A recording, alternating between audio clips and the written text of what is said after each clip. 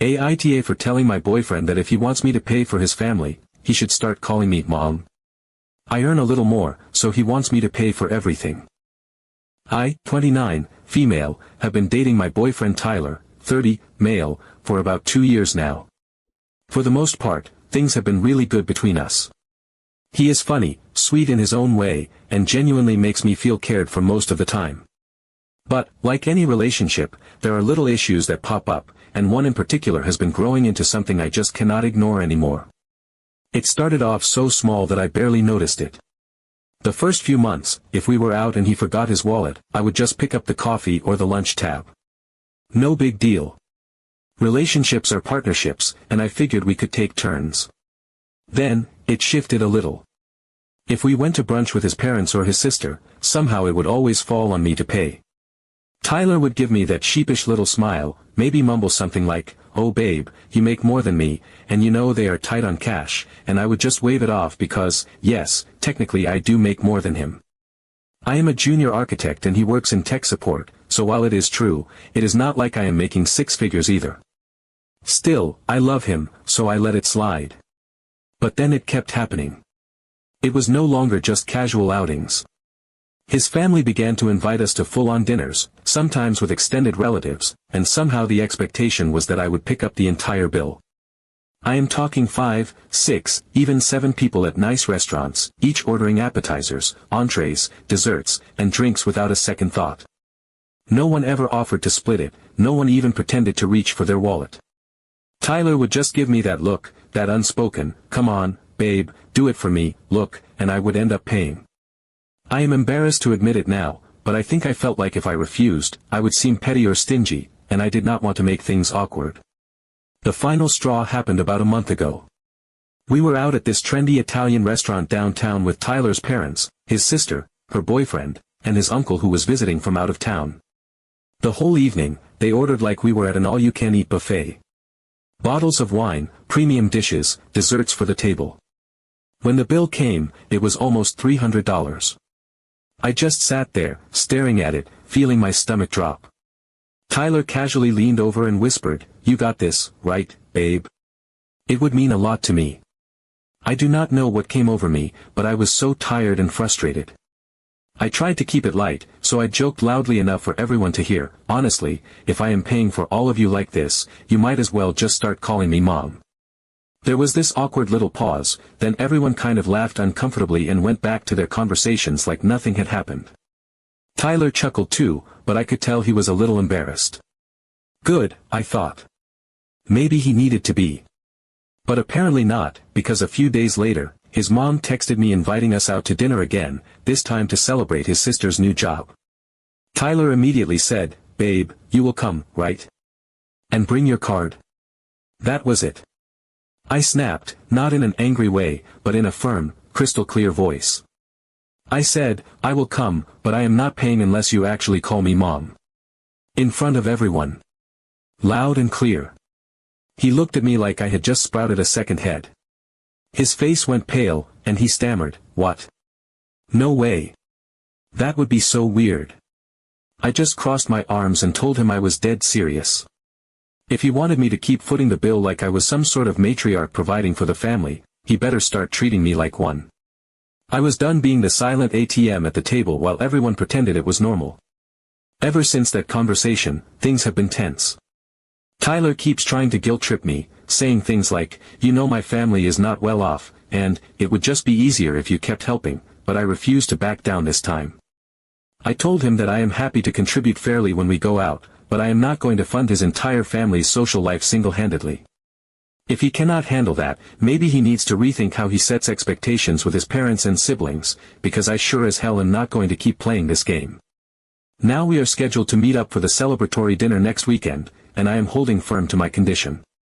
If Tyler wants me to pay, he is going to have to stand there, look me in the eyes in front of his whole family, and call me Mom like I am the one who raised him and is now rewarding him with a steak dinner and a glass of Cabernet Sauvignon.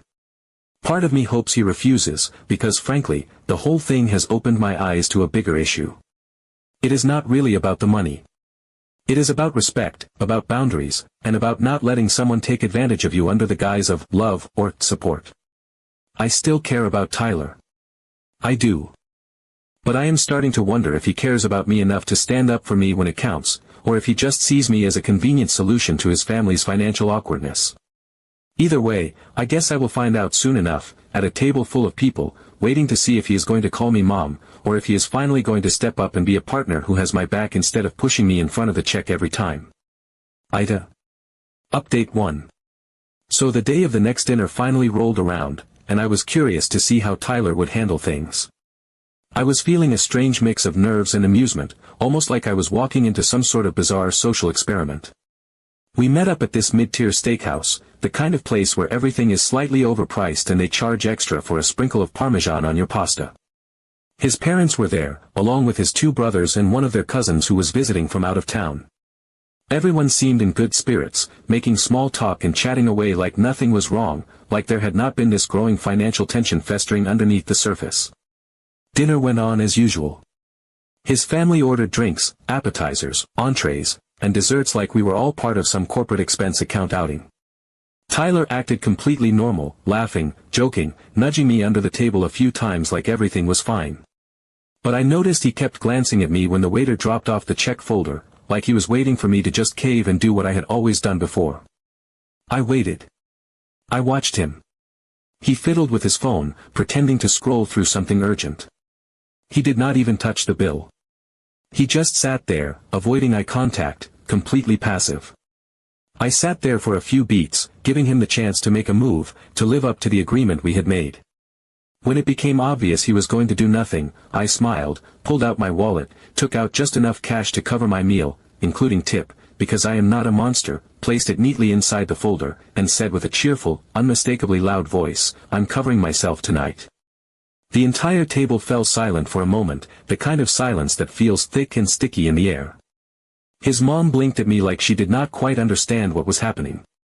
His brothers exchanged glances. His dad, after a long and uncomfortable pause, let out this awkward little cough, pulled out his wallet, and covered the rest of the bill without a word. There was a lot of hushed whispering after that, little looks tossed around like footballs, but no one directly said anything to me. The tension was so palpable you could have cut it with the butter knife sitting untouched on my plate. The real show started after we got into the car. Tyler was seething, his hands gripping the steering wheel so tightly his knuckles were white. He did not say anything at first, but the anger was practically vibrating off of him. Finally, as we pulled out of the parking lot, he exploded, accusing me of embarrassing him, of making his family feel awkward, of being selfish and cold. I kept my voice calm and even, reminding him that the deal had been clear from the start. I told him, "You call me mom, I pay. Otherwise, no." He huffed like a child, telling me I was being immature and childish. I just shrugged and said, "Better a childish mom than a free wallet." Things between us were frosty for the next few days, but we still kept seeing each other. I guess part of me wanted to believe he would get the hint and change. Spoiler alert, he did not.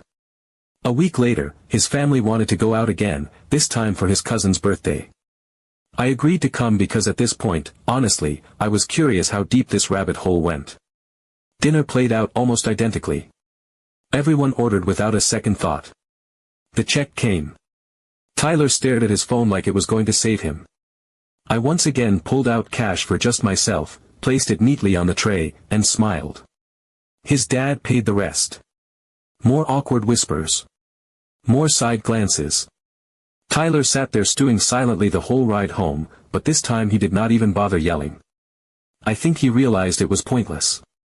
The third time was some random casual dinner, a last-minute thing his mom threw together to celebrate some minor achievement of his younger brother. I showed up, polite and smiling, ordered my meal, enjoyed my evening, and when the check came, I did exactly what I had done before. Paid for myself, not a penny more. Same stunned reactions. Same heavy, uncomfortable silence. Same frustrated Tyler storming out after the meal like I had personally attacked his honor with a butter knife. What blew my mind was that despite all this, despite 3 dinners in a row where the pattern was crystal clear, Tyler still seemed to think something would magically change. He did not step up. He did not call me mom. He did not offer to cover even his own parents. He just kept sitting there, hoping for a miracle.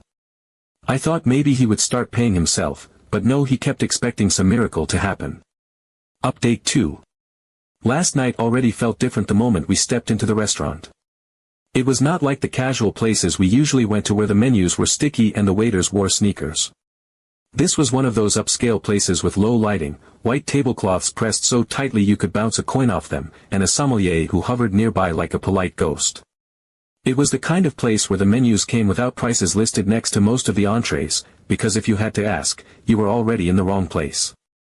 The kind of place where even a side of mashed potatoes somehow cost $25, and where ordering water came with the follow-up question of, still or sparkling? The second we walked in, I could feel the difference in the air.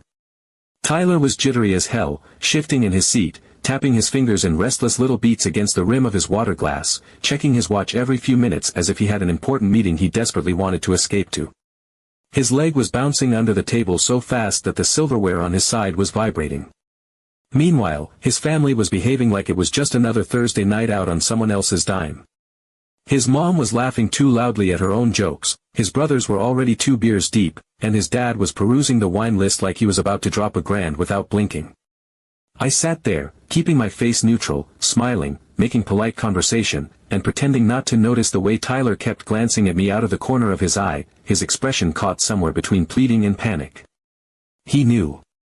He absolutely knew what was coming, and it was written all over him. There was this jittery, desperate energy rolling off him like heat waves off asphalt. I stayed calm, chatting with his mom about her new herb garden project and feigning polite interest as she droned on about fertilizer ratios and sun exposure, all while watching Tyler practically sweat through his button-down shirt. Course after course kept arriving like clockwork. Appetizers, entrees, bottles of wine that cost more than my weekly grocery bill, desserts that could have fed 3 people each. No one held back. It was like they were all determined to order as much as possible, to squeeze every drop out of the evening, without a single thought about who would actually be paying at the end.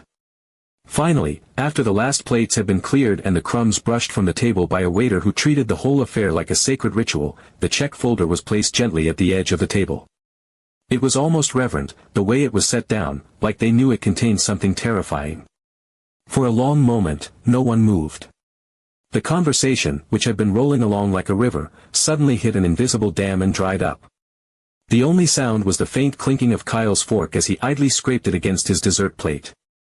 I sat back in my chair, folded my hands primly in my lap, and waited. Tyler stared at the check like it was a bomb about to go off. Then he cleared his throat, loud enough to break the brittle silence, and everyone at the table turned to look at him. His face was a strange shade of pink, and he looked like he wanted to be anywhere else in the world but there. He took a shaky breath, forced a strained, cringing smile onto his face, and said in a voice that cracked halfway through, "Thanks, Mom." There was a beat of pure, frozen confusion. I stared at him for a full second, letting the words settle into the heavy air between us. His ears were burning so bright red it was almost impressive.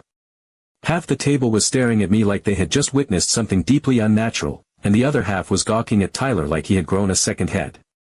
I kept my expression cool and pleasant, smiled the sweetest, fakest smile I could muster, and replied smoothly, "You're welcome, son." Without missing a beat, I pulled out my card and slid it into the check folder like it was a move I had been practicing my whole life. No hesitation. No drama. The waiter, who must have been trained to handle even the strangest situations with grace, came back without comment, scooped up the folder, and disappeared. A few minutes later, he returned with the receipt. I glanced at the total, $450 before tip, signed with a flourish like I was sealing a contract, and pushed it aside with a gentle tap of my fingers. The silence that settled over the table was so thick and uncomfortable it was almost a physical presence. His mother had dropped her fork onto her plate with a sharp clatter, her mouth slightly open in horror, like she was trying to process what she had just heard but her brain kept rejecting it. Kyle blinked rapidly, clearly trying to make sense of what had just transpired, then turned to Tyler with an incredulous look and said, "Wait, what was that?" I leaned forward slightly, still smiling like I was posing for a holiday card, and said, as sweetly as honey, "Oh, Tyler and I agreed that if I am going to keep paying for the entire family like some benevolent parent, he should show a little respect and call me Mom. Fair's fair, right?" The silence after that was deafening. You could hear the hum of the air conditioner, the distant clink of glasses from the other tables, even the soft shuffling of the waitstaff as they moved through the dining room. No one at our table spoke, no one even breathed for a solid minute. And then, like a dam finally bursting, Tyler's dad threw his head back and let out this booming, uncontrollable laugh that practically shook the silverware. He was laughing so hard he had to clutch his stomach, wiping tears from his eyes, gasping for air between howls of laughter. It was not polite chuckling. It was the kind of full-bodied, gut-deep laugh that made you feel embarrassed even if you were not the one he was laughing at. Tyler's mom, on the other hand, looked like she was going to faint. She stared at me with wide, horrified eyes, like I had committed some unforgivable social sin right there at the table. If looks could kill, I would have been reduced to ashes on the spot. Tyler himself looked like he wanted to sink into the floor and disappear. He sat there frozen, staring at the tablecloth, one hand nervously picking at a stray thread, refusing to meet anyone's eyes. His brothers were trying, and failing, to hold back snickers, trading amused glances across the table like they had just been given the best family gossip of the year. After that, dinner wrapped up with the efficiency of people desperate to escape. Small talk dried up almost immediately. No one dared order another round of drinks. Dessert plates were pushed aside half-eaten. The check had already been paid, but you could feel the collective need to just end the night as quickly as possible, like ripping off a band-aid. When we finally left and got home, the tension was still thick enough to choke on. Tyler sat heavily on the edge of the bed, shoulders slumped, looking like a kid who just got sent to the principal's office. For a long time he did not say anything, just sat there stewing in whatever complicated cocktail of emotions he was feeling. Then he finally broke the silence. He said he was sorry, admitted he had let things get wildly out of hand, confessed that he had been too afraid to push back on his family's expectations even when he knew deep down it was unfair to me.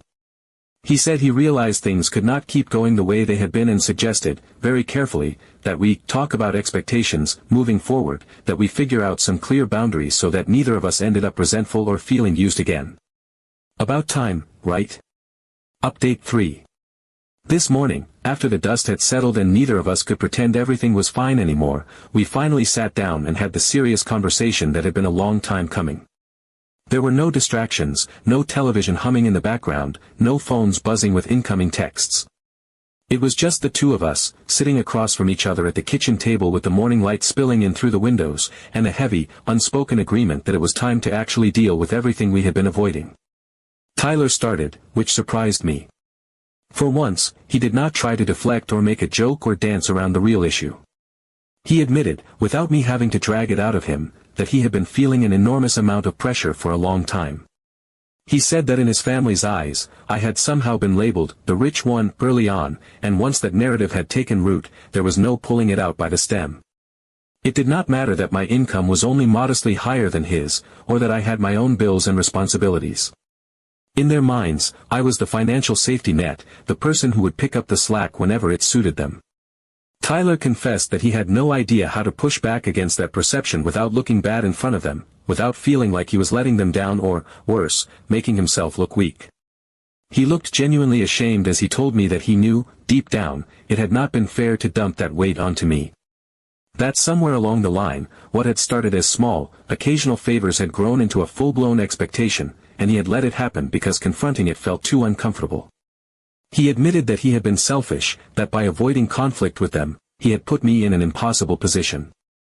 And then he apologized, not in the half-hearted, distracted way he sometimes had before, but sincerely. He owned it all without trying to minimize it, without making excuses. It felt like a pressure valve releasing between us. For the first time in weeks, maybe longer, I could actually breathe around him without feeling that simmering resentment tugging at the edges of every interaction. We talked for a long time after that. We agreed that moving forward, whenever we went out with his family or any group outings, we would split the bill evenly. No more assumptions, no more quiet glances, no more invisible burdens shifting onto my shoulders without a word. If one of us wanted to treat the group for something, it would be voluntary, an actual gift, not an unspoken obligation backed by guilt and expectations. We promised each other that there would be no pressure to cover anyone unless we genuinely wanted to, and that it would be discussed beforehand, not sprung on the spot. Tyler also said he was going to start setting clearer boundaries with his family about money. He acknowledged that part of the problem was how he had allowed them to believe I was happy to keep paying without ever correcting the narrative. He said he understood now that it was not just about money, it was about respect, about partnership, about not making me feel like I was being used under the guise of being part of the family. Hearing him say all of that out loud, in plain terms, was more healing than I expected. It felt like, finally, we were standing on the same side of the problem instead of me battling it alone while he stood somewhere in the fog pretending not to see.